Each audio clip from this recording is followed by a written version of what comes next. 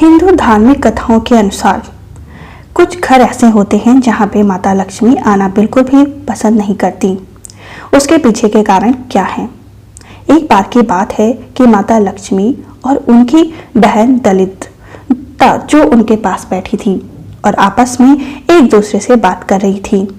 तभी उनकी बहन दलिता ने उनसे कहा कि आप तो सब जगह स्थान प्राप्त कर लेती हैं, कृपया मेरे स्थान का भी कोई ऐसा स्थान बताएं जहां मैं भी स्थान ग्रहण कर सकूं।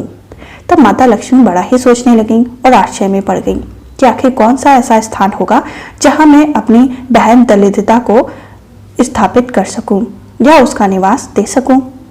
बहुत सोचने के बाद उनके सामने से एक औरत गुजरी जो बहुत ही मलिन स्थिति में थी, जबकि वह शादीशुदा थी, सुहागिन थी। ना उसने सिंदूर पहना था, ना ही पायल पहनी थी और ना ही आलता लगाया था।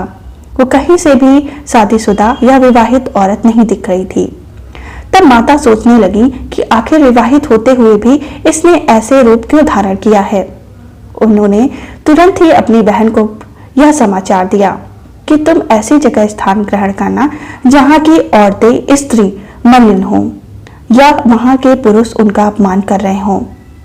तब माता ने उस स्त्री को बुलाया और पूछा, तुम्हारे ऐसे रूप और ऐसी मलिनता का कारण क्या है?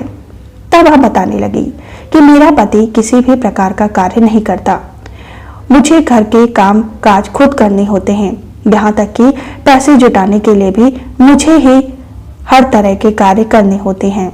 इस वजह से मैं अपने ऊपर ध्यान नहीं दे पाती। यदि मेरा पति कामकाजी होता तो मैं भी साज सज्जा में ध्यान लगाती। तब माता ने कहा, तुम अगर ऐसे ही रहोगी तो तुम्हारे घर में लक्ष्मी का निवास कभी नहीं रहेगा। तुम्हें जो भी धन मिलता है उसमें से कुछ धन लेकर अपने आप को सजाओ और संवारो, अन्यथा तुम्हारे घर में जो तुम्हारा पति अपमान करता है वह तुम्हारा सम्मान करने लगेगा और तुम्हें दलितता से छुटकारा मिलेगा।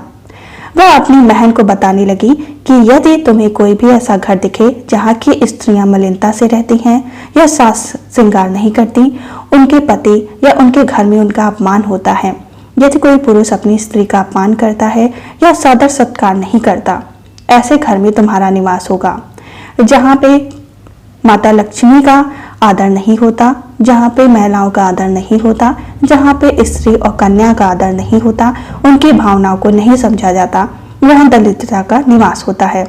इसलिए दोस्तों, अपने घर में माता लक्ष्मी को बुलाने के लिए घर की महिलाओं को सजाएं, संवारें, उनको दिन प्रतिदिन शुक्रवार के दिन जरूर किसी प्रकार का भेंट दें, जिससे माता लक्ष्मी प्रसन्न हों और अपनी कृपाएं बनाए रखें।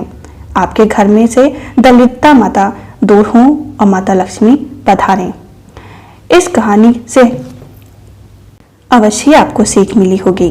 हम फिर मिलेंगे दूसरी कथा के संग। तब तक के लिए जय मां लक्ष्मी। ओम नमः शिवाय।